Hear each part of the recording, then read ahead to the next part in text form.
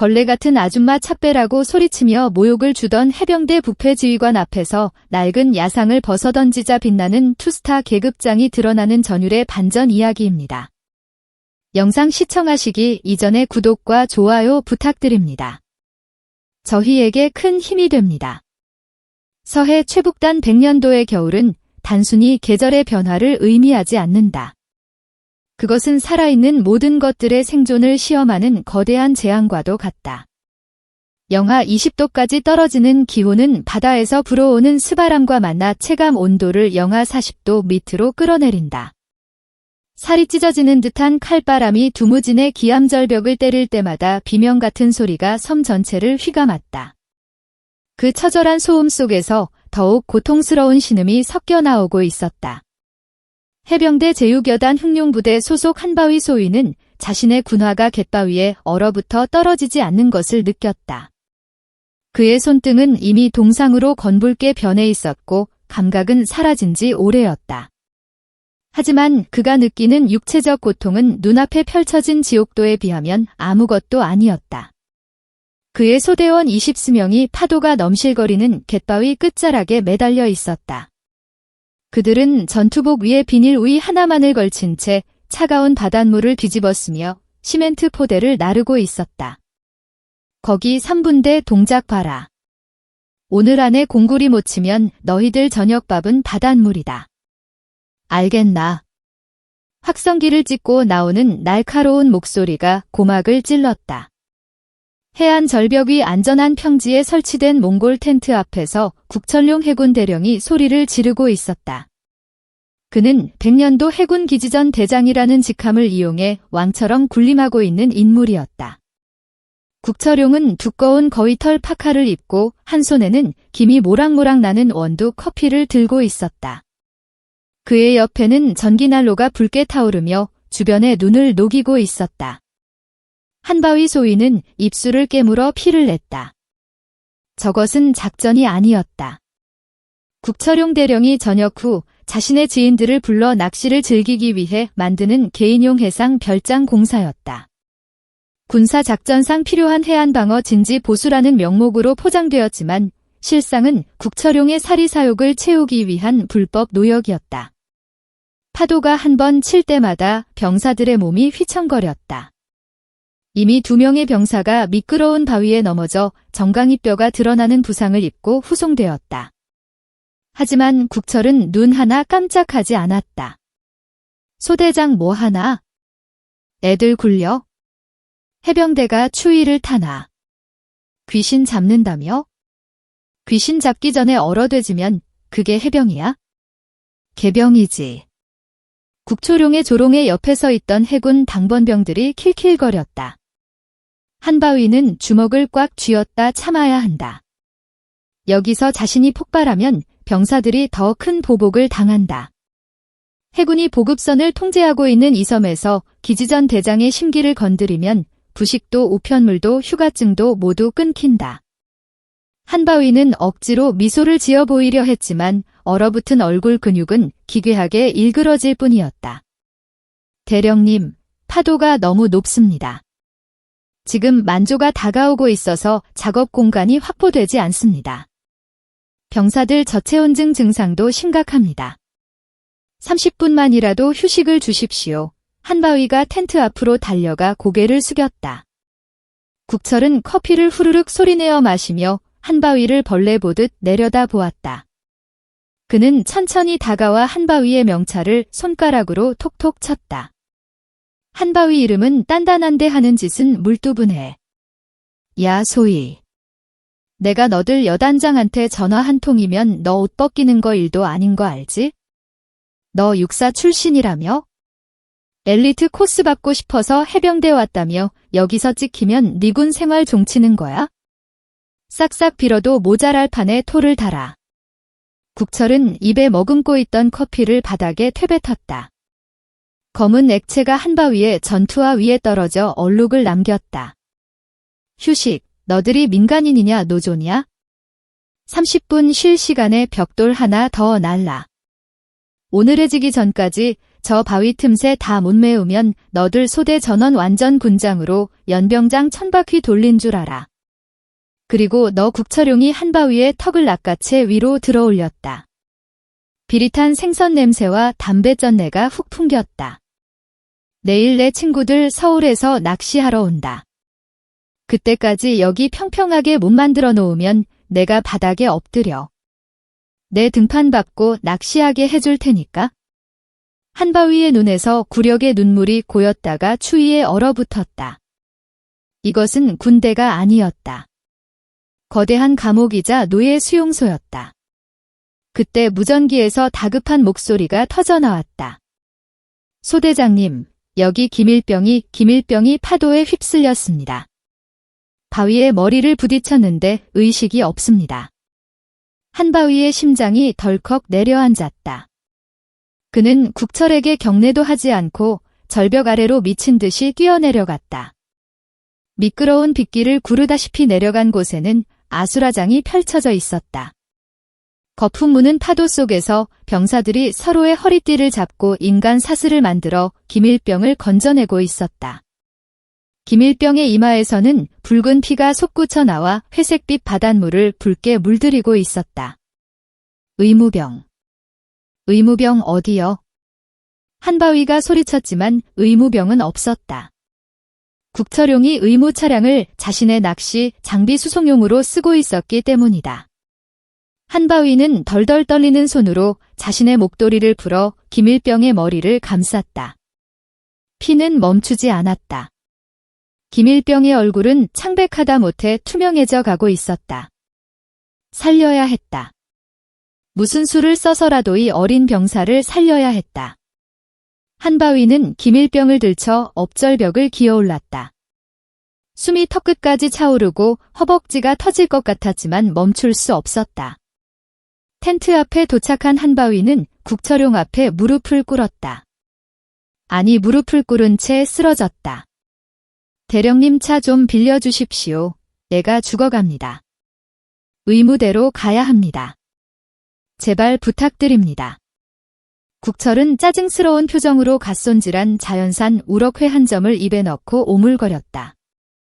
그는 피투성이가 된 김일병과 한바위를 번갈아 보더니 인상을 찌푸렸다. 아씨 밥맛 떨어지게. 야 피 냄새 나잖아. 저리로 안 치워. 사람이 죽어갑니다. 차키 좀 주십시오. 한바위가 악을 썼다. 국철용은 젓가락을 내던지며 자리에서 일어났다. 그는 한바위의 어깨를 군화발로 걷어찼다. 이 새끼가 미쳤나. 내 차 시트에 피 묻으면 내가 책임질 거야. 그거 가족 시트야, 인마. 똥 못 가리고 어디서 때를 써? 걔 안 죽어. 해병대라며. 악으로 깡으로 버티라고 해. 정급하면 뛰어가. 여기서 의무대까지 10km밖에 더 돼. 한바위는 귀를 의심했다. 10km의 눈보라 속에서 의식 없는 환자를 업고 산길 10km를 가라는 것은 죽으라는 말과 같았다. 국철은 잔인하게 웃으며 덧붙였다. 그리고 작업 끝날 때까지 아무도 이탈 못해. 너 가면 나머지 애들 작업은 누가 시켜? 걔 하나 살리자고 작전 망칠 거야? 선택해. 소희. 걔를 포기하든지 아니면 내가 옷 벗고 나가서 택시를 부르든지. 한바위의 머릿속에서 무언가가 툭 끊어지는 소리가 들렸다. 이성의 끈이었다. 그는 품속에 있던 야전삽을 꽉 쥐었다. 이게 자식을 죽이고 나도 죽겠다. 군사 재판이고 나발이고 위 악마를 처단하지 않으면 평생 후회할 것 같았다. 한바위의 눈에 살기가 돌았다. 그가 몸을 일으키려던 찰나였다. 쿠구궁. 지진이 난 듯 땅이 울렸다. 멀리 해안도로의 코너를 돌며 낡은 지프차 한 대가 미친 속도로 달려오고 있었다. 엔진이 터질 듯한 배음과 함께 흙탕물을 튀기며 달려온 차는 국초룡의 텐트를 향해 돌진했다. 브레이크를 밟지 않는 듯한 속도였다. 국철이 기겁하며 뒤로 물러섰다. 기익 지프차는 국철의 코앞에서 기적적으로 멈춰섰다. 타이어 타는 냄새가 진동했다. 차문이 열리고 누군가가 내렸다. 운전병도 부관도 없었다. 오직 한 사람, 키는 크지 않지만 단단해 보이는 최고의 여성이었다. 그녀는 계급장도 명찰도 없는 낡은 디지털 무늬 야전 상의를 입고 있었다. 바지는 흑투성이었고 전투화는 닳고 닳아 가죽이 벗겨져 있었다. 지만 그녀의 오른쪽 눈썹 위를 가로지르는 흉터와 그 아래에서 빛나는 눈동자는 맹수의 그것이었다. 그녀는 차에서 내리자마자 주위를 둘러보지도 않고 곧장 한바위에게 다가왔다. 그녀는 한바위의 등에서 기밀병을 받아놨다. 그 동작이 너무나 부드럽고 빨라서 한바위는 저항할 틈도 없었다. 그녀는 기밀병의 동공을 확인하고 맥박을 짚었다. 쇼크 상태군. 늦지 않았어. 허스키하지만 신뢰감을 주는 목소리였다. 그녀는 자신의 차 뒷문을 열고 기밀병을 눕혔다. 차 안에는 각종 응급처치 키트와 보온 담요가 가득했다. 그녀는 능숙하게 기밀병에게 산소 마스크를 씌우고 지혈제를 주사했다. 그 모든 과정이 10초도 걸리지 않은 듯 했다. 멍하니 보고 있던 국철이 정신을 차리고 소리쳤다. 얘야, 너 뭐야? 어디서 굴러먹던 뼈다귀야? 내 허락도 없이 여기 어디라고 차를 대? 당장 차 안배의 여성은 천천히 고개를 돌려 국철을 바라보았다. 그녀의 눈빛이 닿자 국철은 순간적으로 등골이 서늘해짐을 느꼈다. 그것은 훈련된 살인 변기가 뿜어내는 본능적인 위협감이었다. 하지만 국철은 자신의 권력을 믿고 다시 소리를 질렀다. 이 아줌마가 귀가 먹었나?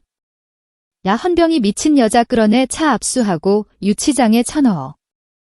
국철의 명령에 헌병들이 곤봉을 빼들고 달려들었다. 여성은 피식 웃었다. 그 웃음은 비웃음이 아니었다. 사냥감을 앞에 둔 포식자의 여유였다. 아줌마라. 호칭 한 번 마음에 드는군. 그녀가 중얼거렸다. 그것이 백령도를 뒤집어 놓을 피해 축제의 서막이었다. 2명의 헌병 부사관이 여성에게 달려들었다. 그들은 건장한 체격의 무술 유단자들이었다. 일반인이라면 위축되어 뒷걸음질 쳤겠지만 그녀는 미동도 하지 않았다. 오히려 그녀는 달려오는 헌병들을 향해 한 발짝 내디뎠다. 선두에 있던 헌병이 곤봉을 내리치려는 순간 그녀의 몸이 유령처럼 사라졌다. 아니, 사라진 것처럼 보일 정도로 빠르게 품 안으로 파고들었다. 둔탁한 타격금이 울렸다. 그녀의 어깨가 헌병의 명치를 강타한 것이다. 헌병은 비명도 지르지 못하고 허공에 붕 떴다가 바닥에 처박혔다. 그는 숨을 쉬지 못하고 커커노거리며 몸을 비틀었다. 뒤어 달려들던 2번째 헌병이 당황하여 주먹을 휘둘렀다. 그녀는 고개를 살짝 까딱해 주먹을 피함과 동시에 헌병의 팔을 잡아 비틀었다. 우두둑 소리와 함께 헌병의 비명이 터져나왔다. 아! 내 팔. 그녀는 헌병의 팔을 꺾은 채로 가볍게 밀어버렸다.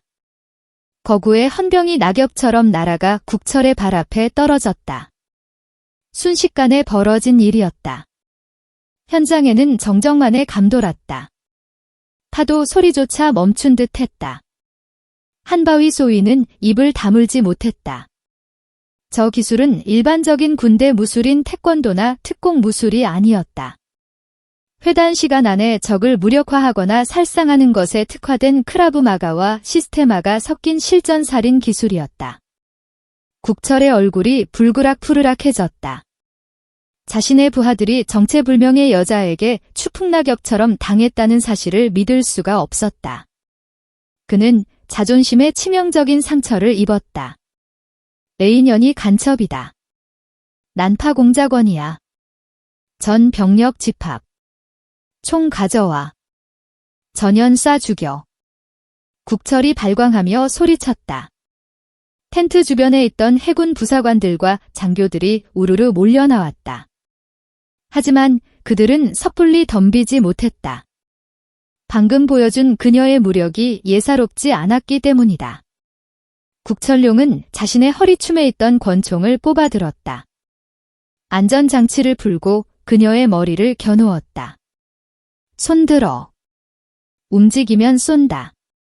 내 머리통에 바람 구멍을 내주마.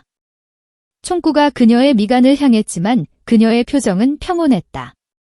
마치 장난감 총을 보고 있는 듯한 눈빛이었다. 그녀는 주머니에서 담배 한 개비를 꺼내 입에 물었다. 그리고 헌병이 떨어뜨린 라이터를 주워 불을 붙였다. 치익하는 소리와 함께 매캐한 연기가 국철 쪽으로 흩어졌다. 안전장치 풀고 방아쇠에 손가락 걸지 마라. 오발난다. 총은 사람을 지키라고 있는 거지 겁먹은 개가 짖을 때 쓰라고 있는 게 아니다. 그녀가 연기를 내뿜으며 말했다. 국철용의 손이 부들부들 떨렸다. 이 여자는 미쳤다. 총 앞에서도 저렇게 태어날 수가 없다. 그는 공포심을 감추기 위해 더욱 악랄한 말을 쏟아냈다. 이 걸레 같은 년이 어디서 훈계질이야? 너 몸 파는 년이지. 빚쟁이한테 쫓겨서 여기까지 흘러 들어왔냐? 아니면 군인들 상대로 장사하러 왔어? 몸뚱이가 튼튼해서 아주 잘 팔리겠네. 내가 오늘 내 구멍이란 구멍은 다 막아줄 테니까 가오해. 국철의 입에서 나온 말은 인간의 언어가 아니었다. 한바위 소위는 귀를 막고 싶었다. 대한민국 장교의 입에서 저런 저급한 말이 나올 수 있다는 사실이 부끄러웠다. 하지만 그녀는 여전히 표정 변화가 없었다. 다만 그녀가 물고 있던 담배의 필터가 작은 시였을 뿐이었다. 말 다 했나? 그녀가 낮게 물었다. 아니, 아직 시작도 안 했다. 2년 당장 옷 벗겨 몸수색해야겠어. 폭발물을 숨겼는지 흉기를 숨겼는지 내가 직접 내 손으로 치이 확인해 주마. 국철용이 음흉하게 웃으며 그녀에게 다가갔다. 총을 겨눈 채 다른 한 손으로 그녀의 야전상에 지퍼에 손을 댔다. 그 순간이었다. 그녀의 손이 번개처럼 움직여 국룡의 권총 슬라이드를 낚아챘다. 찰칵 소리와 함께 슬라이드가 분해되며 총알이 바닥으로 후두둑 떨어졌다. 국철이 멍하니 빈 총자루만 순손을 바라보았다. 그녀는 국철의 멱살을 잡아 그대로 들어올려 텐트 기둥에 쳐갔다. 쾅! 텐트 전체가 흔들리며 위에 쌓여있던 눈이 쏟아져 내렸다. 국철은 숨이 막혀 캐거렸다. 그녀의 얼굴이 국철용의 코앞까지 다가왔다. 잘 들어라. 나는 내가 뱉은 그 더러운 말들을 하나도 잊지 않을 거다. 그리고 내가 내 몸수색을 하겠다고 했지? 그래 보여주마. 내 몸에 무엇이 있는지. 그녀는 국철을 잡고 있던 한 손을 놓고 자신의 야전상의 지퍼를 천천히 내렸다. 국철은 더러운 야전 상위가 벌어지자 그 안에는 뜻밖에도 정갈하게 다려진 해병대 정복 셔츠가 있었다. 그리고 셔츠의 깃 양쪽에는 은색으로 빛나는 계급장이 달려 있었다. 별 하나도 아니고 별 2개 소장이었다. 국초룡의 동공이 지진이 난 듯 흔들렸다. 숨이 턱 막히고 심장이 멈추는 것 같았다. 대한민국 국군 서열상 해군 대령인 자신보다 까마득하게 높은 직속 상관보다 더 높은 존재. 그제야 그는 기억해냈다. 얼마 전 뉴스에서 떠들썩하게 보도되었던 인물 해병대 창설일 최초의 여성 수색대장 출신이자 전설적인 작전 능력을 인정받아 초고속 승진을 거듭한 최연소 소장 현해병대 제2사단장이자 서북도서방 위사령부 부사령관인 천사라 장군이었다. 전설의 마녀 국철의 입에서 쉰 소리가 새어나왔다. 군 내부에서 그녀를 부르는 별명은 마녀였다. 규정을 어긴 자에게는 피도 눈물도 없이 잔혹한 징계를 내린다고 해서 붙여진 별명이었다. 천사라는 싸늘하게 웃으며 국철의 귀에 속삭였다. 마녀 틀렸다. 나는 오늘 저승사자로 왔다. 내 놈을 잡아가려고. 천사라는 멱살을 잡은 손에 힘을 주어 국철을 바닥에 내동댕이 쳤다. 진흙탕 속에 처박힌 국철용의 얼굴 위로 차가운 겨울비가 떨어지기 시작했다. 주변에 있던 해군 장교들과 부사관들은 사색이 되어 제자리에 얼어붙었다. 누군가 먼저 할 것도 없이 총을 버리고 바닥에 머리를 박았다. 충성 사령관님을 몰라고 죽을 죄를 지었습니다.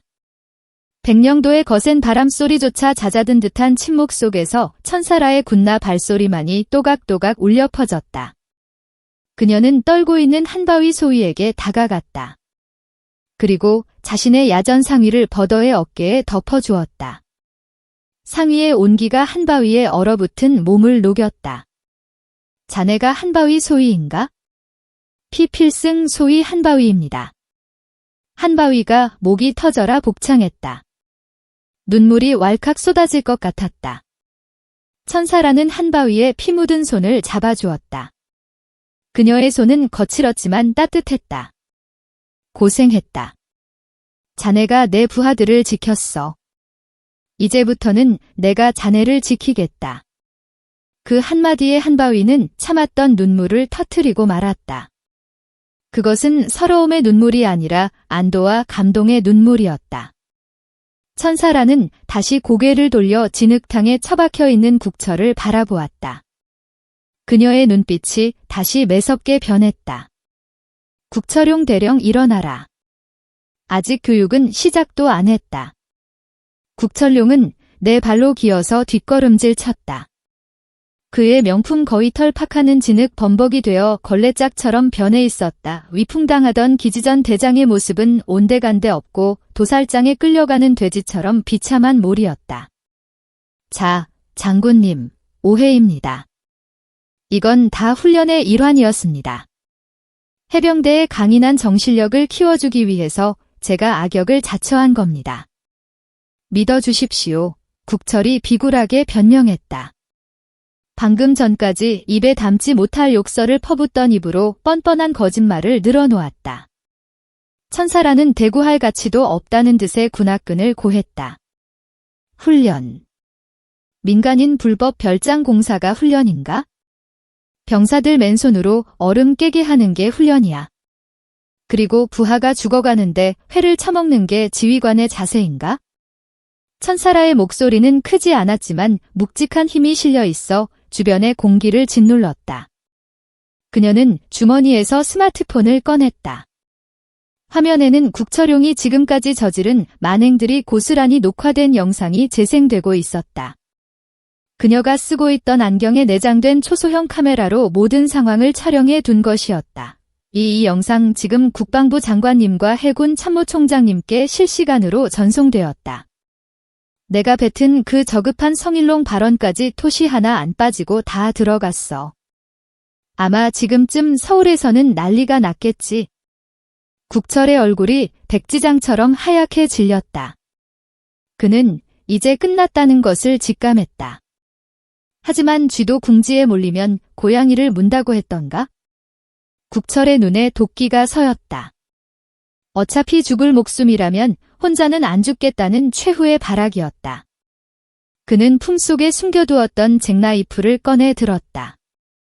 그리고 미친 듯이 소리를 지르며 천사라에게 달려들었다. 이년아, 너 죽거나 죽자. 날카로운 칼날이 천사라의 복부를 향해 쇄도했다.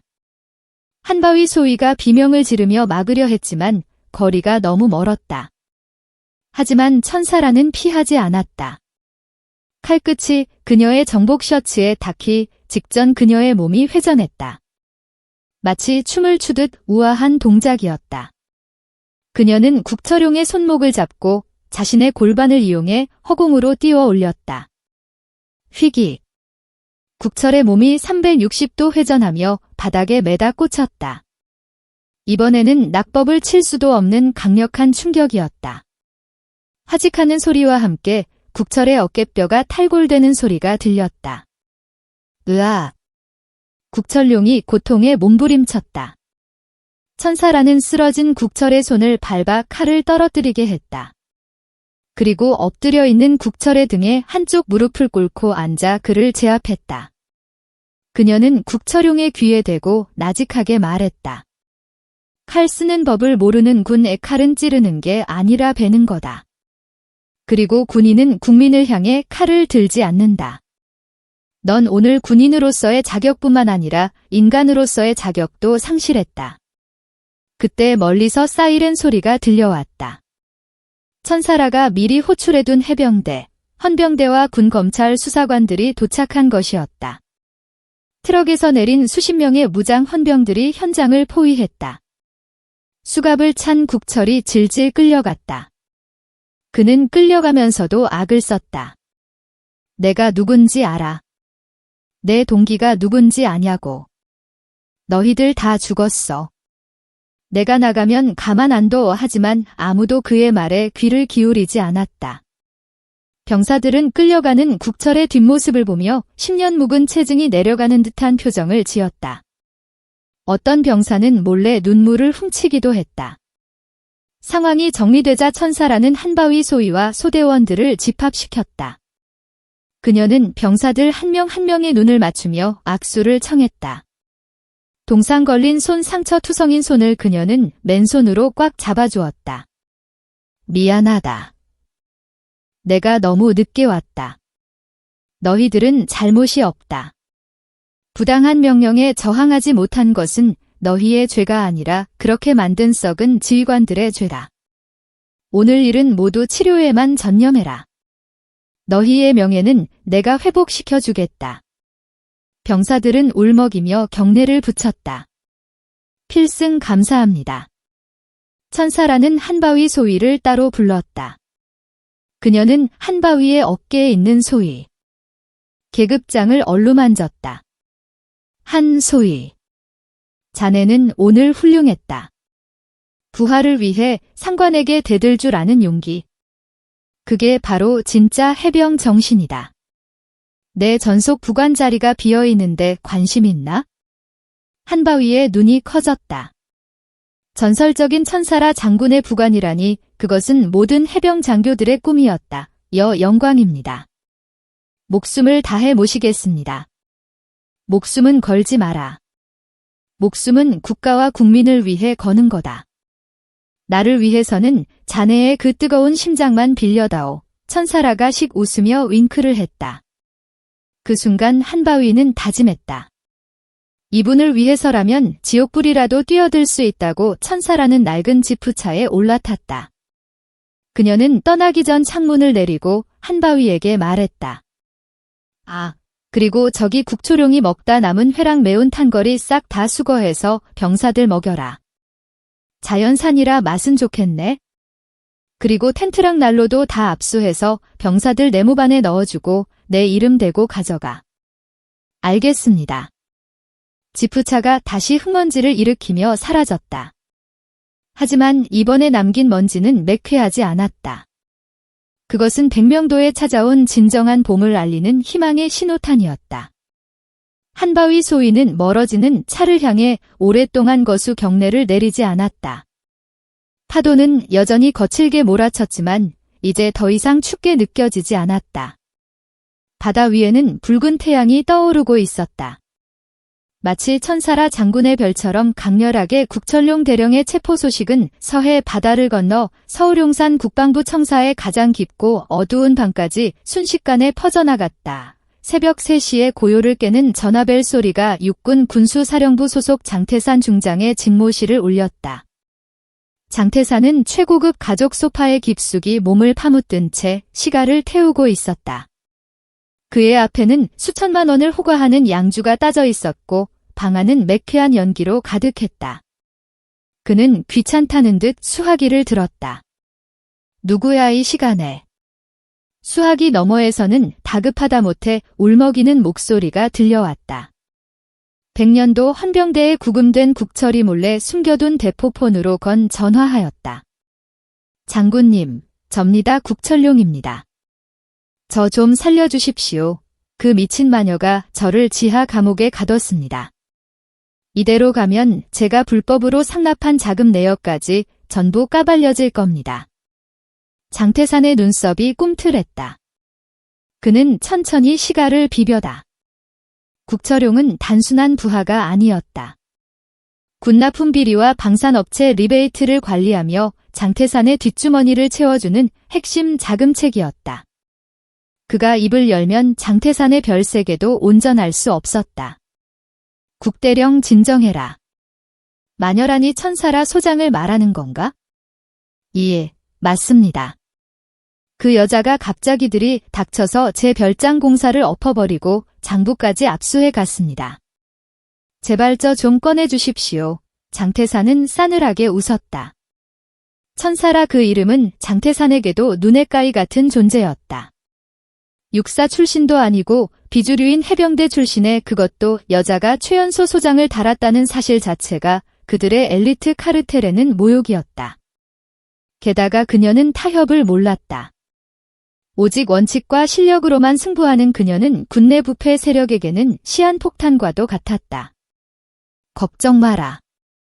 내가 손을 쓰지.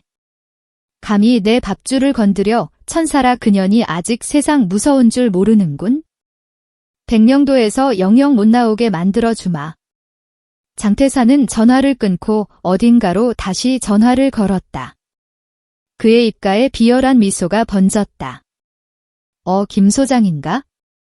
그래 나 지금 당장 백년도로 들어가는 모든 보급선을 통제해. 기상 악화를 핑계로 대든 배가 고장났다고 하든 상관없어.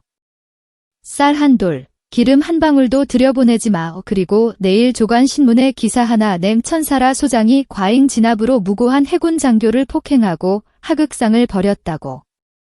다음 날 아침 백령도는 또 다른 재난에 직면했다. 천사라 장군의 지시로 국천룡 일당이 체포되고 병사들의 처후가 개선되나 싶었지만 더 큰 문제가 터진 것이다. 인천에서 들어오기로 했던 주 2회 전기 보급선이 돌연 취소되었다. 이유는 엔진 고장과 서해상의 풍랑주에 보였다. 하지만 하늘은 맑았고 파도는 잔잔했다. 그것은 명백한 고의적인 봉쇄였다. 해병대 제휴여 본부 식당 한바위 소위는 텅 빈 식판을 들고 서 있는 병사들을 보며 주먹을 떨었다. 배식대에는 멀건 콩나물국과 딱딱하게 굳은 건빵 튀김만이 남아있었다. 어제까지만 해도 자연산 회를 먹으며 기뻐하던 병사들의 얼굴에 다시 그늘이 드리워졌다. 소대장님 밥이 이게 다입니까? 오늘 혹한기 행군 훈련 있는 날인데 한 병사가 힘없는 목소리로 물었다. 한바위는 고개를 들 수 없었다. 보급 창고의 쌀은 바닥을 드러냈고 난방위도 이틀치밖에 남지 않았다. 이대로 가면 굶어 죽거나 얼어 죽거나 둘 중 하나였다. 그때 식당 문이 거칠게 열리며 천사라 소장이 들어왔다. 그녀는 정복 대신 활동하기 편한 전술조끼를 입고 허벅지에는 권총을 차고 있었다. 그녀의 눈빛은 어제보다 더 차갑게 가라앉아 있었다. 전 병력 주목 천사라의 목소리가 식당을 울렸다. 병사들이 일제의 자리에서 일어났다. 보급이 끊겼다. 육지에 있는 쥐새끼들이 장난을 치고 있어? 밥도 안 주고 싸우라는 건 군인을 소모품 취급하는 거다. 나는 내 새끼들이 배를 고른 꼴은 절대 못 본다. 천사라는 한바위 소위를 바라보았다. 한 소위. IBS 고무보트 세척 준비해. 그리고 특수 수색대원 중 가장 도끼 있는 놈들로 10명 차출한다. 장군님 어디로 가시는 겁니까? 한바위가 놀라서 물었다. 천사라는 허리춤의 권총을 점검하며 섬뜩하게 웃었다. 어디긴 어디야. 밥 찾으러 가야지. 내 밥그릇 거어찬 놈들 목구멍에 건빵을 쑤셔 박아주러 간다. 목적지는 평택 제2함대 군수지원단이다. 평택 해군 기지의 군수지원단 창고는 대한민국 서해의 모든 물자를 관장하는 거대한 물류 허브다.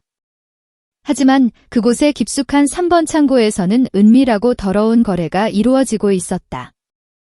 군용 마크가 찍힌 최고급 소고기와 쌀 그리고 각종 방한 장비들이 민간 트럭으로 옮겨 실리고 있었다. 장태산 중장의 직속 라인인 박필만 대령이 뒷짐을 지고 흐뭇하게 그 광경을 지켜보고 있었다. 어이 조심해서 날라. 이거 다 강남 고급 식당으로 들어갈 물건이야. 흠집나면 너들 일당 없는 줄 알아? 박필만은 횡령한 군수품을 팔아 챙긴 돈다를 세며 휘파람을 불었다. 백령도의 해병들이 굶주리고 있다는 사실 따위는 그에게 중요하지 않았다. 자신의 계좌에 꽂히는 숫자가 곧 그의 충성심이자 애국심이었다. 콱대 굳게 닫혀있던 철제 셔터가 굉음과 함께 찌그러졌다. 박필만이 깜짝 놀라 뒤를 돌아보았다. 5cm의 강철 셔터가 종이장처럼 굽겨져 있었고 그 틈으로 검은 그림자가 걸어 들어왔다. 먼지를 뚫고 나타난 것은 젖은 군복을 입은 천사라 소장과 그녀의 뒤를 따. 대신 쇠파이프 하나를 바닥에서 집어들었다. 그녀는 젖은 머리카락을 쓸어넘기며 박필만을 노려보았다. 그 눈빛은 먹잇감을 발견한 야수의 형한 안광이었다. 우리 애들 밥이 여기 다 있었군. 소고기에 참치에 아주 잔치상이네. 천사라가 비릿하게 웃으며 걸음을 옮겼다. 박필만은 그녀의 계급장을 확인하고는 흠칫했지만 곧바로 자신의 부하들을 불렀다. 창고 안에는 짐을 나르던 용역 깡패들과 무장한 헌병들 수십 명이 있었다. 저 미친 여자가 일군 단장 천사하다. 차아다리 몽둥이를 분질러서라도 막아. 박필만의 명령에 쇠몽둥이와 강목을 든 깡패들이 우르르 달려들었다. 수적으로는 30대 11 절대적으로 불리한 상황이었다. 하지만 천사라는 한바위 소위에게 짧게 명령했다. 한 소위. 너희는 트럭을 확보해 이 쓰레기들은 내가 청소한다. 하지만 장군님 혼자서는 명령이다. 밥 챙겨서 애들한테 각 여긴 내가 맡는다. 천사라의 호통에 한바위와 대원들은 트럭 쪽으로 우회했다. 천사라는 달려오는 깡패 무리 한가운데로 뛰어들었다. 그것은 싸움이 아니라 일방적인 폭력이었다. 선두의 깡패가 야구 방망이를 휘둘렀지만 천사라는 몸을 숙여 피한 뒤 새 파이프를 깡패의 정강이에 꽂아버렸다. 아! 비명과 함께 깡패가 쓰러지자 천사라는 그의 등을 밟고 뛰어올라 두 번째 놈의 턱을 무릎으로 가격했다. 공중에서 한 바퀴를 회전하며 착지한 그녀는 쇠 파이프를 버리고 맨주먹으로 적들을 유린하기 시작했다. 특수부대 707 시절 익힌 살상 무술이 유감없이 발휘되었다. 관절을 꺾고 급소를 타격하고 뼈를 부러뜨리는 소리가 리듬 있게 울려 퍼졌다. 어딜 봐. 여기다. 천사라는 당황해서 주춤거리는 거구의 산의 멱살을 잡아 업어치기로 박스덤미 위로 던져버렸다. 박필만 대령은 입을 벌린 채 그 광경을 지켜보았다. 저 여자는 인간이 아니었다.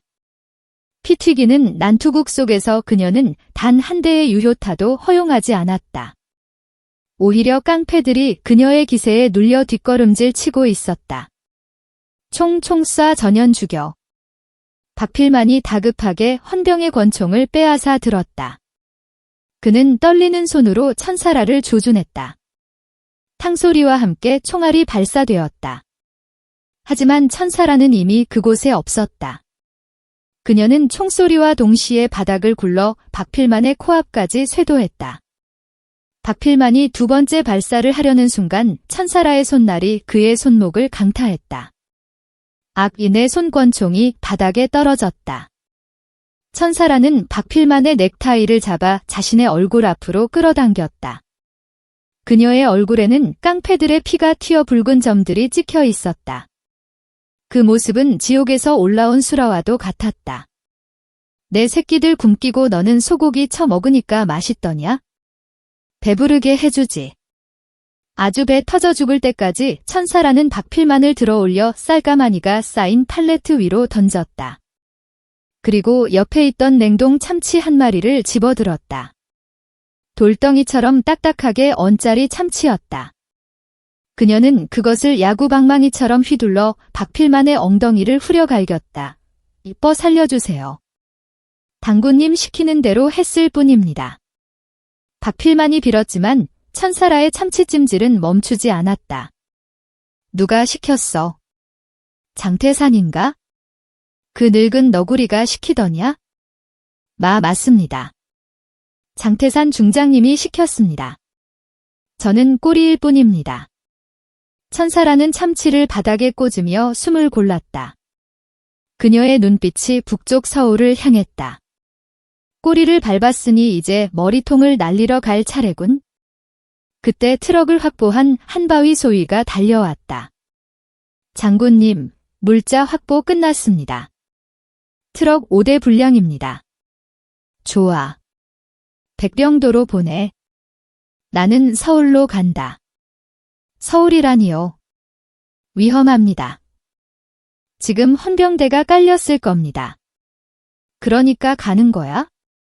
놈들이 나를 잡으러 오기 전에 내가 먼저 놈들의 안방을 털어야지. 천사라는 박필만의 품에서 스마트폰을 꺼내 챙겼다. 그 안에는 장태산과의 통화, 녹음과 뇌물 장부가 들어있을 터였다. 그녀는 쓰러져 신음하는 박필만을 뒤로 하고 창고 밖으로 걸어나갔다. 석양이지는 평택의 하늘이 붉게 타오르고 있었다. 마치 앞으로 흘리게 될 그들의 피처럼. 천사라는 박필만의 고급 세단을 탈취해 경부 고속도로를 타고 서울로 질주하고 있었다. 계기판의 바늘은 시속 180km를 가리키고 있었다. 그녀는 조수석에 놓인 박필만의 스마트폰을 통해 장태산의 비리 자료를 국방부 감찰단 동기에게 전송하고 있었다. 하지만 전송 속도가 너무 느렸다. 방태산이 이미 손을 써서 통신망을 교란하고 있는 것이 분명했다. 그때 백미러의 검은색 SUV 세 대가 나타났다. 번호판도 없는 차량들이었다. 그들은 무서운 속도로 천사라의 차를 추격해 오고 있었다. 장태산이 고용한 사설 군사기업 PMC의 암살조 블랙팀이었다. 그들은 전직 북파공작과 UDT 출신들로 구성된 인간 변기들이었다. 끈질긴 놈들. 천사라는 핸들을 급격하게 꺾으며 엑셀을 끝까지 밟았다. 선두에 있던 SUV가 천사라의 차 뒷범퍼를 들이받았다. 쿵소리와 함께 차체가 휘청거렸다. 천사라는 침착하게 기어를 조작하며 차의 균형을 잡았다. 창문이 내려가고 SUV 조수석에서 마스크를 쓴 남자가 소음기가 달린 기관단총을 꺼냈다. 투두두둑 소리와 함께 뒷유리가 박살났다. 파편이 튀었지만 천사라는 눈 하나 깜짝하지 않았다. 그녀는 글러브 박스에서 성광탄 하나를 꺼냈다. 박필만의 차에 비상용으로 있던 것이었다. 눈 좀 부실 거다. 천사라는 선루프를 열고 성광탄의 핀을 뽑아 뒤쪽으로 던졌다. 번쩍하는 섬광과 함께 굉음이 터졌다. 선두 SUV의 운전자가 시야를 잃고 핸들을 놓쳤다. 차량은 중심을 잃고 가드레일을 들이받으며 전복되었다. 거대한 불길이 치솟았다. 하지만 나머지 두 대는 속도를 줄이지 않고 끈질기게 따라붙었다. 양옆으로 따라붙은 SUV들이 천사라의 차를 샌드위치처럼 압박하기 시작했다. 차문이 찌그러지며 불꽃이 튀었다. 천사라는 오른쪽 차창을 내리고 옆차의 운전자를 향해 깨진 유리 조각을 던졌다. 정확히 눈을 타격당한 운전자가 비명을 지르며 브레이크를 밟았다. 오른쪽 SUV가 뒤처지면서 연쇄 추돌 사고가 일어났다. 이제 남은 것은 한 대 가장 덩치가 크고 방탄 처리가 된 리더의 차량이었다. 그 차가 천사라의 차 앞을 가로막고 급전거를 했다.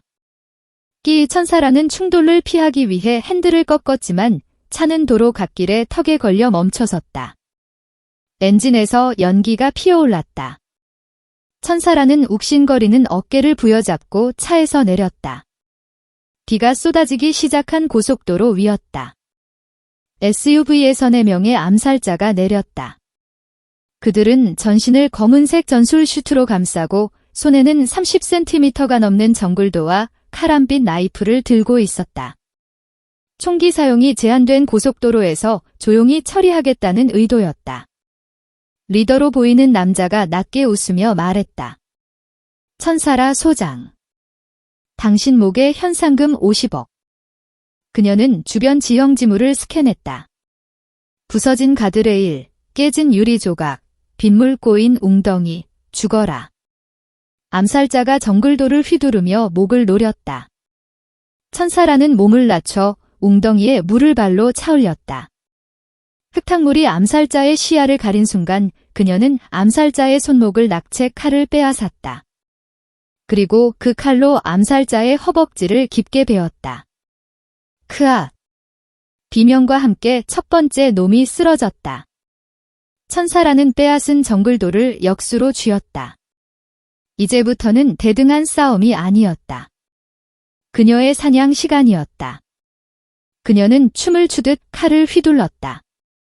두 번째 암살자의 칼난빛이 날아왔지만 천사라는 칼등으로 쳐내고 회전하며 팔꿈치로 그의 관자놀이를 가격했다.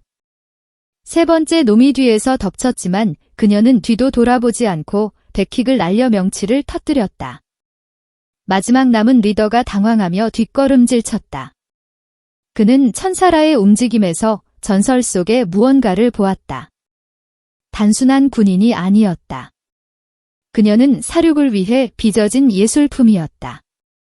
너 정체가 뭐야? 천사라는 빗물에 젖은 머리카락을 쓸어 올리며 피 묻은 칼을 바닥에 꽂았다. 나는 군인이다. 국민을 지키고 전우를 지키는 군인? 근데 너희 같은 쓰레기들을 치우는 청소부이기도 하지? 천사라가 천천히 다가가자 리더는 겁에 질려 스스로 가드레일을 넘어 도망치려 했다. 하지만 천사라는 순식간에 그의 뒷덜미를 잡았다. 어딜 가?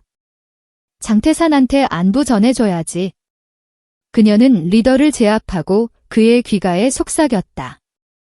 가서 전에 천사라가 지금 지옥문을 열고 들어가고 있다고. 목 씻고 기다리라고. 천사라는 암살자들을 묶어 도로변에 방치한 뒤 그들의 멀쩡한 SUV에 올라탔다. 차 안에는 최신형 통신 장비와 무기가 가득했다. 그녀는 무전기를 켜고 장태산의 주파수를 맞췄다. 장태산 중장 들리나? 내가 보낸 개들은 이빨이 다 빠졌다. 이제 내가 직접 너를 물어뜯으러 간다. 기대해라.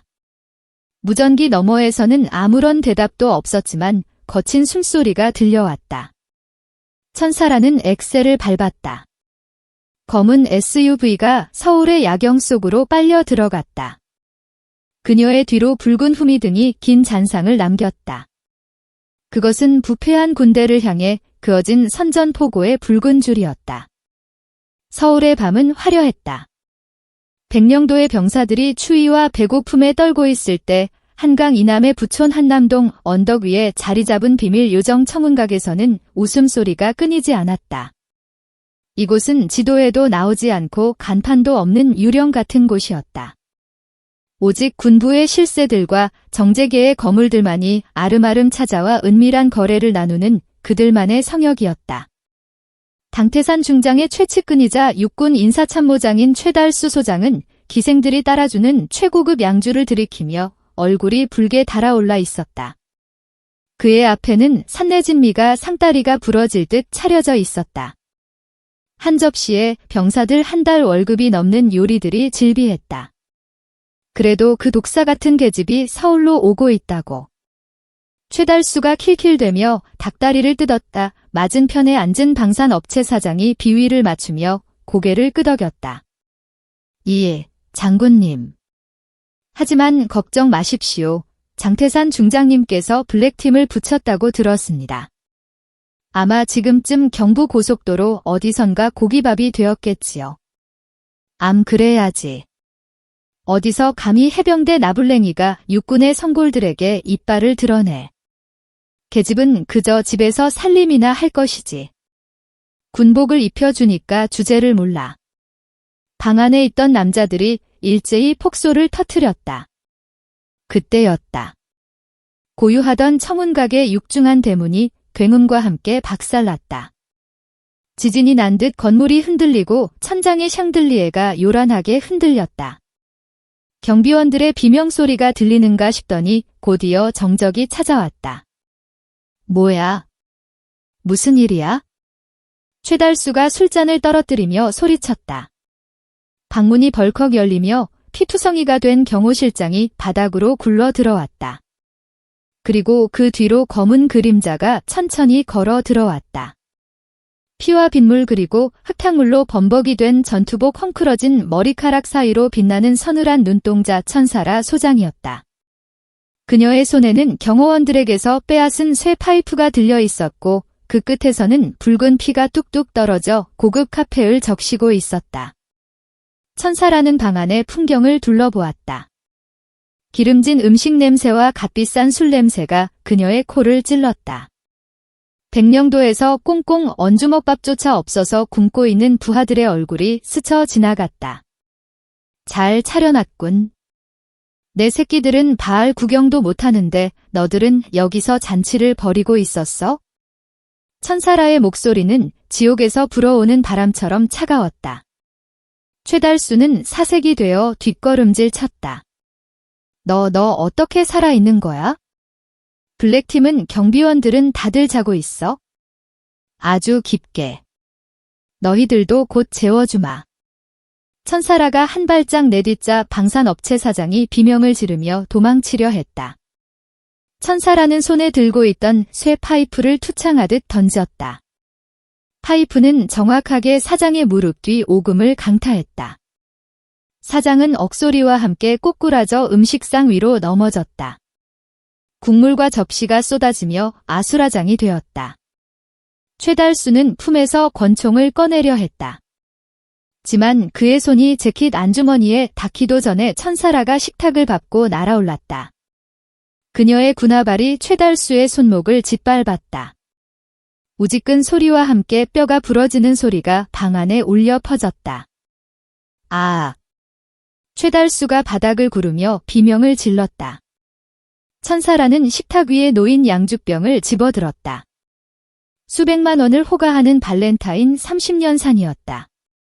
그녀는 병을 거꾸로 들어 최달수의 머리 위로 칼 쏟아부었다. 독한 술이 최달수의 눈과 코로 들어가자 그가 고통스럽게 기침을 했다.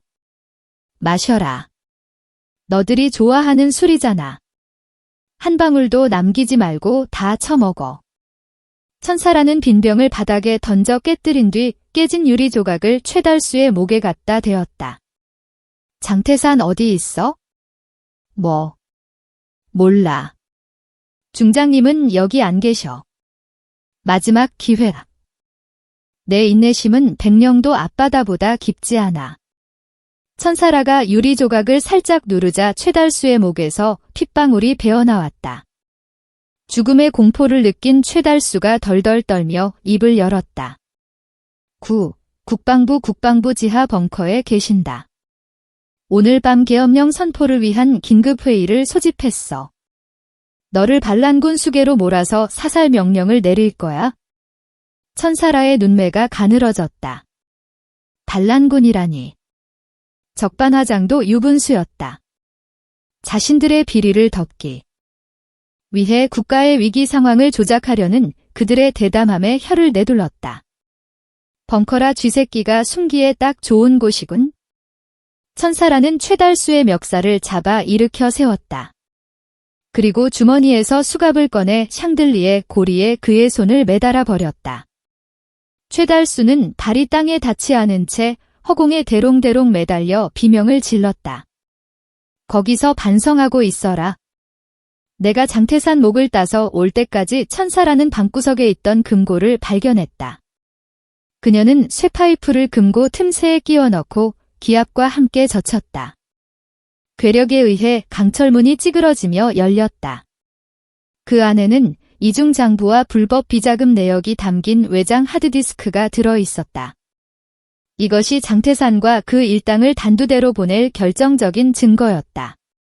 식대는 너희들 목숨값으로 계산된 거다.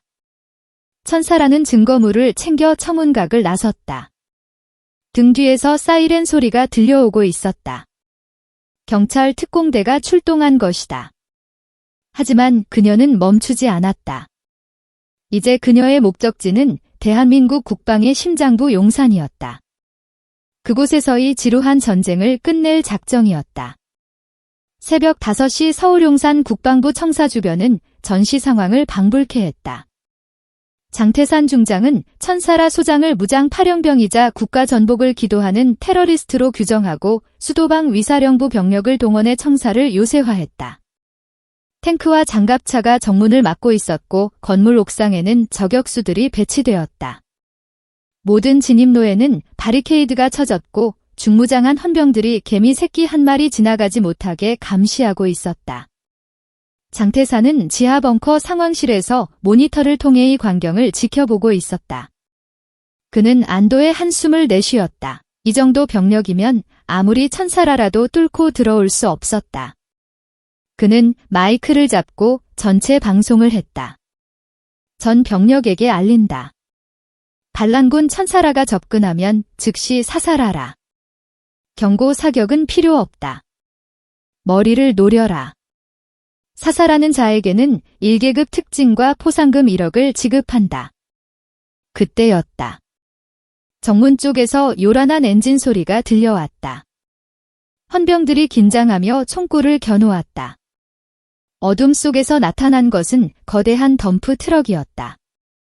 운전석이 보이지 않을 정도로 짙게 썬팅된 트럭은 감속하지 않고 바리케이드를 향해 돌진했다. 사격 개시. 수백 발의 총알이 트럭으로 쏟아졌다. 앞 유리창이 박살나고 타이어가 터졌지만 트럭은 멈추지 않았다. 관성에 의해 돌진한 트럭은 바리케이드를 들이받고 장갑차와 충돌한 뒤에야 멈춰섰다. 화염과 연기가 취솟았다. 잡았다. 확인 사살해. 현장 지휘관이 소리쳤다. 병사들이 조심스럽게 트럭으로 다가갔다. 운전석 문을 열었지만 안은 텅 비어 있었다. 운전대에는 벽돌 하나가 올려져 엑셀을 누르고 있을 뿐이었다. 미끼다. 후방을 경계하라.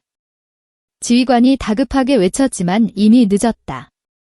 청사 측면의 배수구 뚜껑이 날아가며 연막탄이 솟구쳐 올랐다. 치익하는 소리와 함께 사방이 짙은 회색 연기로 뒤덮였다. 시야가 차단된 혼란 속에서 둔탁한 타격과 비명이 연쇄적으로 터져나왔다. 으악. 어디야? 어디서 쏘는 거야? 연기 속에서 천사라는 유령처럼 움직였다. 그녀는 일반 병사들에게는 치명상을 입히지 않았다. 총의 개머리판으로 헬멧을 가격해 기절시키거나 관절을 제압해 무력화시킬 뿐이었다. 그들은 죄가 없었다. 명령에 따르는 어린 병사들을 다치게 할 수는 없었다. 하지만 사설 경우 업체에서 고용된 용병들이 섞여 있는 곳에서는 달랐다. 검은 전투복을 입은 용병이 대검을 휘두르자 천사라는 맨손으로 칼날을 잡아냈다. 특수 제작된 전술 장갑 덕분에 손은 베이지 않았다.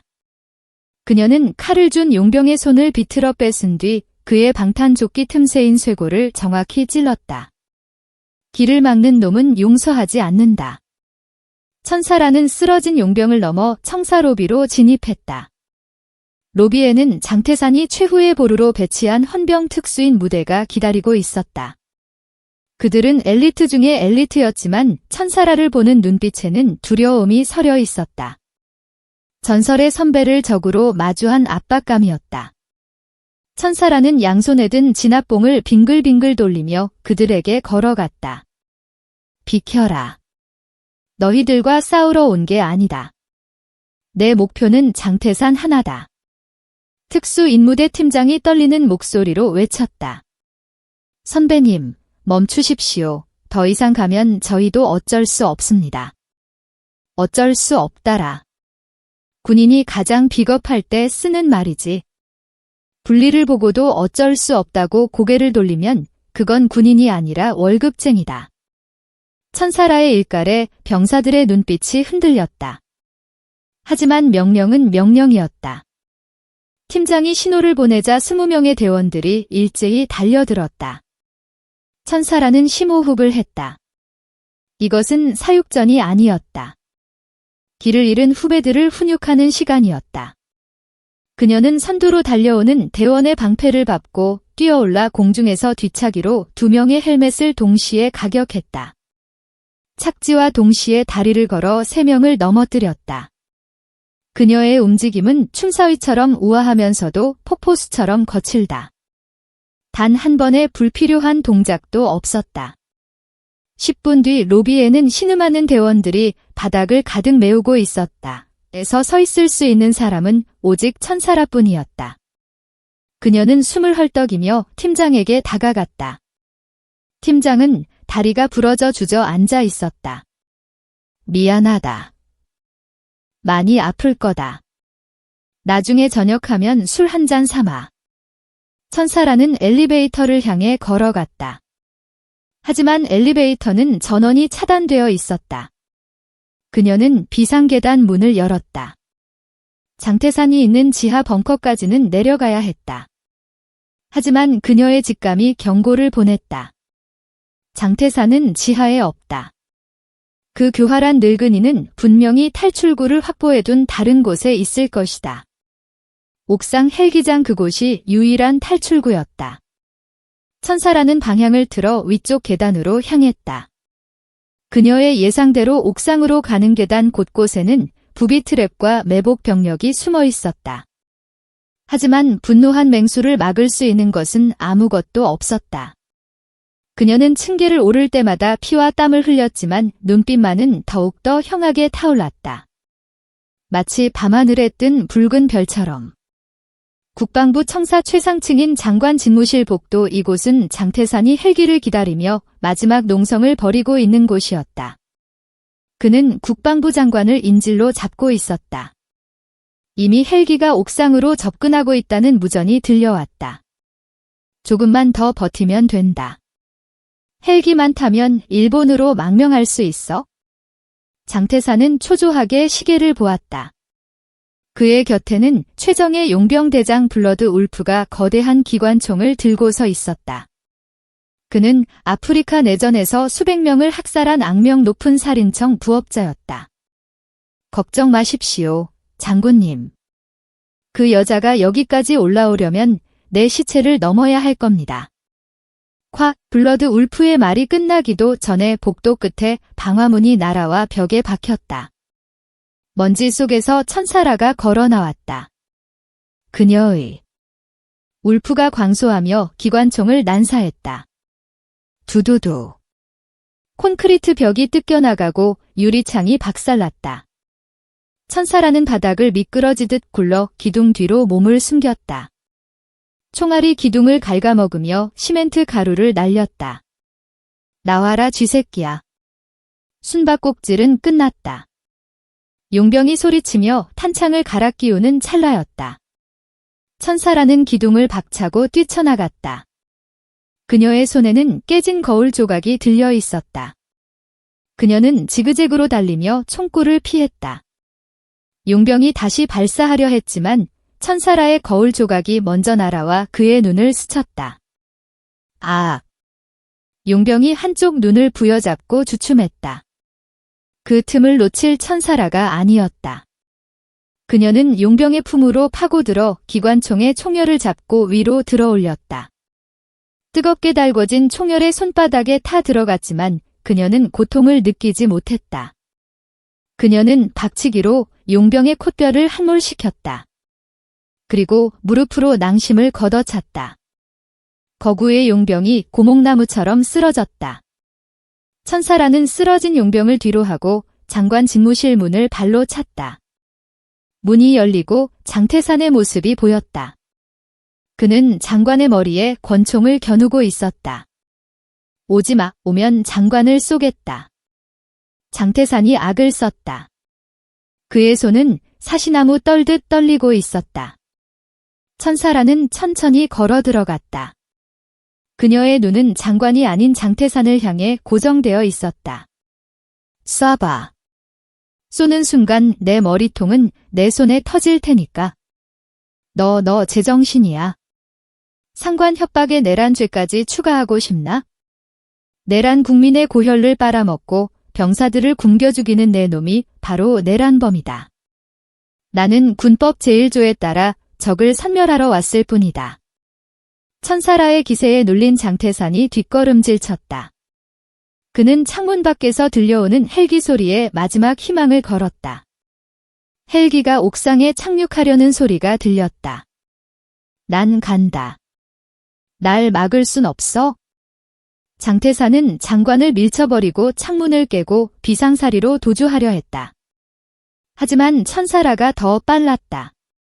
그녀는 책상 위에 있던 명패를 집어 던졌다. 대한민국 육군 중장 태산이라고 새겨진 무거운 흑단 명패가 장태산의 뒤통수를 강타했다. 장태산이 비틀거리며 넘어졌다. 천사라는 그에게 다가가 머리채를 잡아 일으켰다. 어딜 가? 갈 곳은 정해져 있는데 군사재판소 아니면 지옥 둘 중 하나 골라라. 살려줘산 절반 아니 전부 줄게. 해외 계좌에 1천억 있어. 그거 다 넣어줄게. 장태산이 비굴하게 애원했다. 천사라는 싸늘하게 웃었다. 1,000억 그 돈으로 컵라면이나 사 먹어라. 지옥 가는 길 배고플 테니까. 천사라는 장태산을 끌고 집무실 구석에 있는 방송장비 앞으로 갔다. 이곳은 전군의 긴급 상황을 전파하는 방송 시스템이 갖춰져 있었다. 그녀는 마이크를 켰다. 그리고 카메라를 장태산의 얼굴에 비추었다. 전군에 알린다. 나는 1군 단장 천사라 소장이다. 지금부터 대한민국군의 수치스러운 민낯을 공개한다. 그녀는 청운각에서 가져온 외장 하드디스크를 연결했다. 화면에 장태산과 그 일당이 저지른 비리 내역과 뇌물수수 영상, 그리고 100년도 병사들을 굶기라고 지시하는 녹취록이 송출되기 시작했다. 전국의 모든 부대 행정실과 지휘통제실 모니터에 이 추악한 진실이 생중계되었다. 장태산은 카메라를 피하려 발버둥 쳤지만 천사라의 악력을 벗어날 수 없었다. 봐라. 이게 너희가 충성했던 별들의 진짜 모습이다. 병사들의 밥값을 떼어 먹고 무기 살 돈으로 룸살롱을 드나든 이자들이 진짜이다. 천사라의 목소리는 떨리고 있었지만 힘이 있었다. 나는 오늘 군복을 벗을 각오로 이 자리에 섰다. 하지만 이 썩은 고름을 짜내지 않으면 우리 군의 미래는 없다. 전국의 모든 장병들이여 판단하라. 누가 진짜 군인이고 누가 기생충인지 방송이 나가자 국방부 청사 밖에서 대치하던 군인들이 동의하기 시작했다. 그들은 총을 내리고 서로를 쳐다보았다. 진실을 알게 된 병사들의 눈에는 배신감과 분노가 타올랐다. 헌병들이 하나 둘씩 바리케이드를 치우기 시작했다. 천사라는 장태산을 바닥에 패대기 쳤다. 그녀는 창밖을 바라보았다. 동이 트고 있었다. 붉은 아침 해가 떠오르며 용산을 비추었다. 그녀의 얼굴에 모든 피가 햇살을 받아 보석처럼 빛났다. 하지만 싸움은 아직 끝나지 않았다. 이 방송은 전쟁의 끝이 아니라 더 거대한 폭풍의 시작일 뿐이었다. 권력을 준 자들은 결코 쉽게 무너지지 않을 것이기에 천사라는 주먹을 꽉 쥐었다. 아직 깰머리통이 많이 남아 있었다. 천사라 소장의 폭로 방송이 전국을 강타한 직후 국방부 청사지하 깊은 곳에 있는 메인 서버실에서는 또 다른 전쟁이 시작되고 있었다. 장태산 중장의 배후 세력인 군사안보지원사령부 내의 사조직 하나가 움직인 것이다. 그들은 대한민국 통신망을 장악하고 있는 권력을 이용해 즉각적인 차단 조치를 내렸다. 전국 부대의 모니터가 치익 소리와 함께 암전되었고 곧이어 긴급 뉴스 특보가 송출되었다. 속보입니다. 현재 국방부 청사를 점거한 무장 테러 단체가 조작된 딥페이크 영상을 송출하여 군의 혼란을 야기하고 있습니다. 국민 여러분께서는 유언비어에 동의하지 마시기 바랍니다. 장관 집무실에 있던 천사라는 방송이 끊기는 것을 확인하고 입술을 깨물었다. 그들은 예상보다 더 거대하고 치밀했다. 진실마저 거짓으로 덮어버릴 수 있는 힘을 가진 자들이었다. 바닥에 쓰러져 있던 장태산이 킬킬거리며 피 묻은 입으로 웃었다.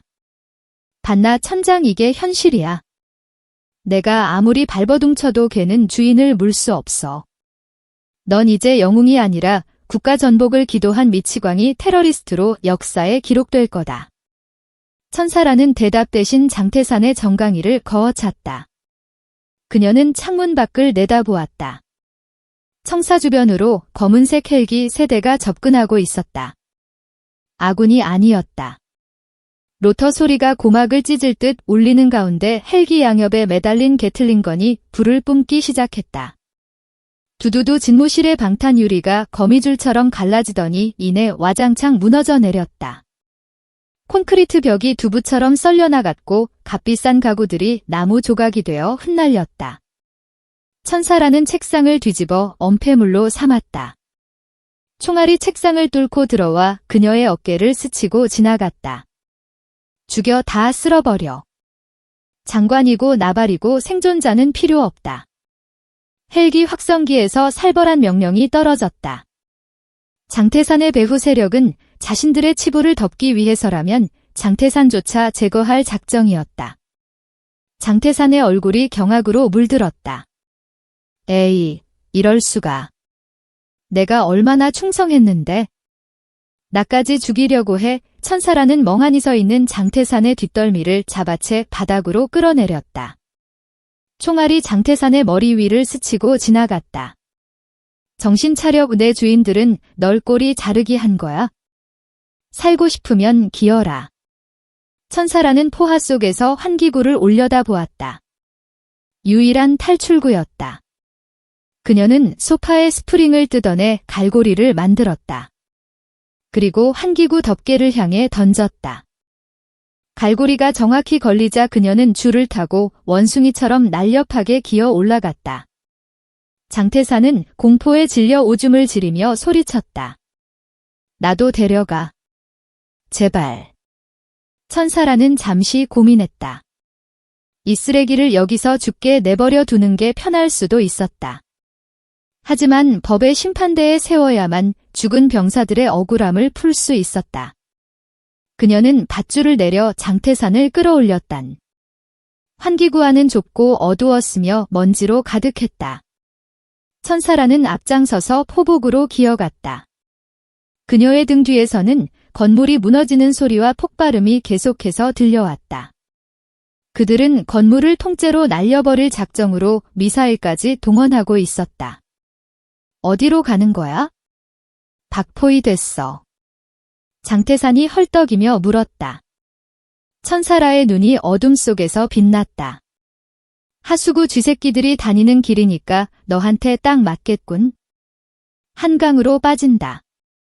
그 시각 국방부 정문앞 해병대 1군단 소속 덤프트럭 부대가 도착했다. 한바위 소위가 이끄는 결사되었다. 그들은 트럭으로 바리케이드를 밀어버리고 시민들에게 진실을 알리는 전단지를 뿌렸다. 천사라 장군님은 테러리스트가 아닙니다. 우리 아이들의 밥을 지키려다 누명을 쓰셨습니다. 시민 여러분 도와주십시오. 시민들이 하나 둘씩 모여들기 시작했다. 스마트폰으로 현장을 생중계하는 유튜버들과 용기 있는 기자들이 군의 무차별 사격을 촬영해 전 세계로 송출했다. 여론이 들끓기 시작했다. 조작된 뉴스와 현장의 진실이 충돌하며 대한민국은 거대한 소용돌이 속으로 빠져들고 있었다. 한강 하수구 출구를 통해 가까스로 탈출한 천사라는 꼴이 말이 아니었다. 온몸은 오물투성이었고 상처는 덧나 열이 펄펄 끓고 있었다. 하지만 그녀는 멈추지 않았다. 그녀의 손에는 여전히 비리 장부가 담긴 하드크가 들려 있었다. 이것을 광화문에 있는 대검찰청으로 가져가 직접 국민들 앞에서 공개해야 했다.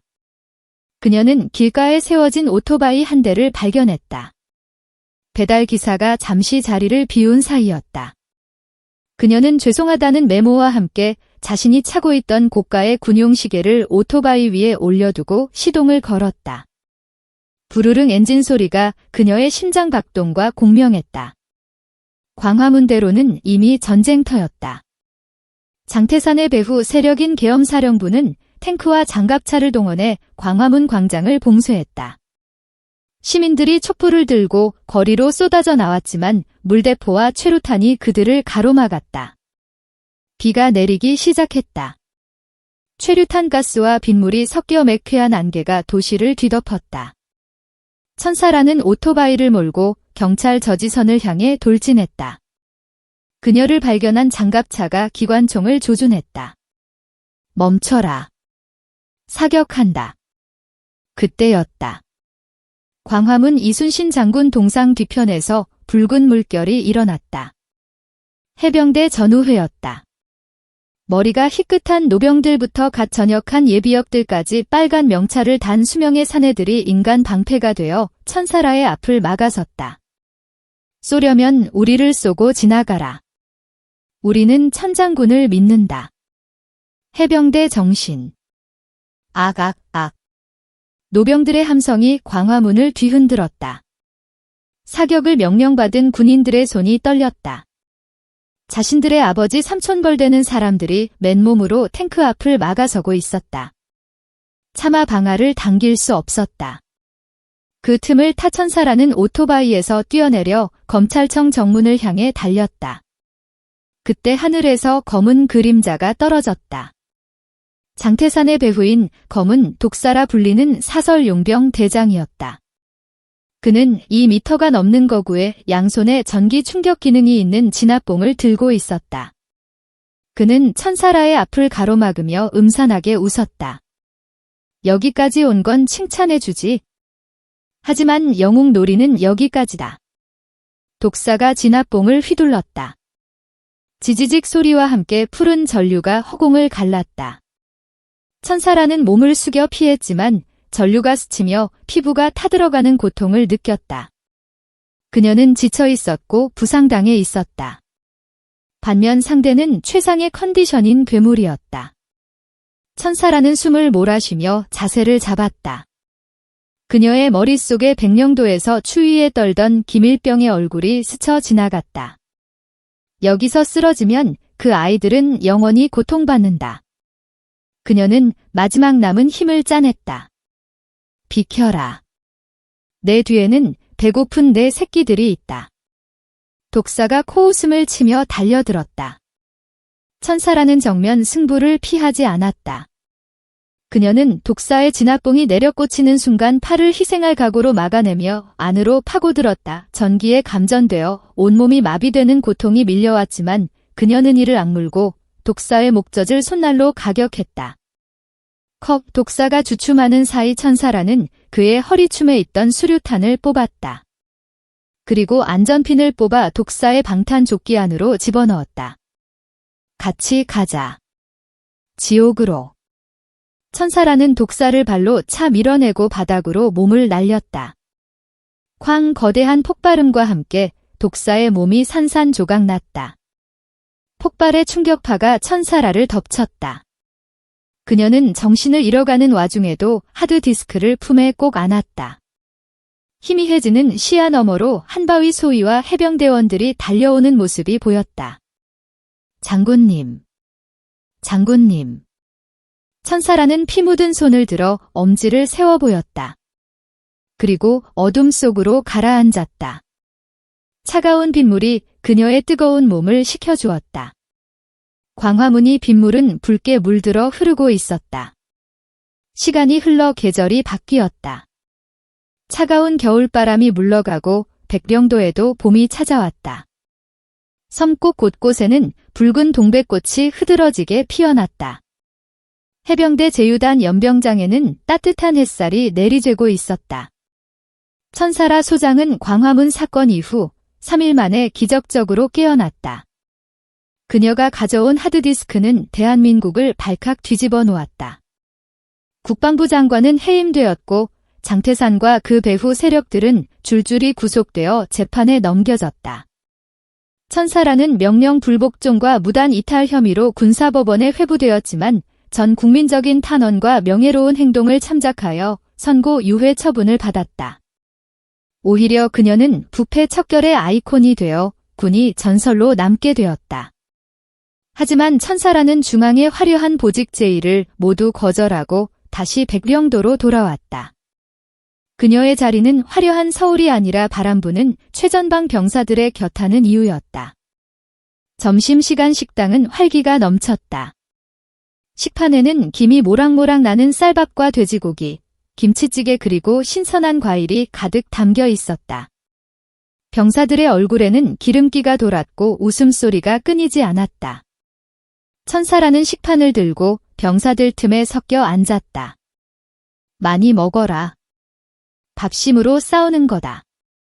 필승. 감사합니다. 사령관님. 병사들이 우렁차게 대답했다.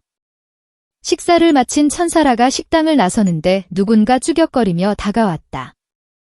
지난 겨울 파도에 휩쓸려 죽을 뻔했던 김일병이었다. 그는 이제 건강한 모습으로 상병 계급장을 달고 있었다. 그의 손에는 작은 쇼핑백이 들려 있었다. 사령관님 저 이거. 김상병이 얼굴을 붉히며 쇼핑백을 내밀었다. 천사라가 내용을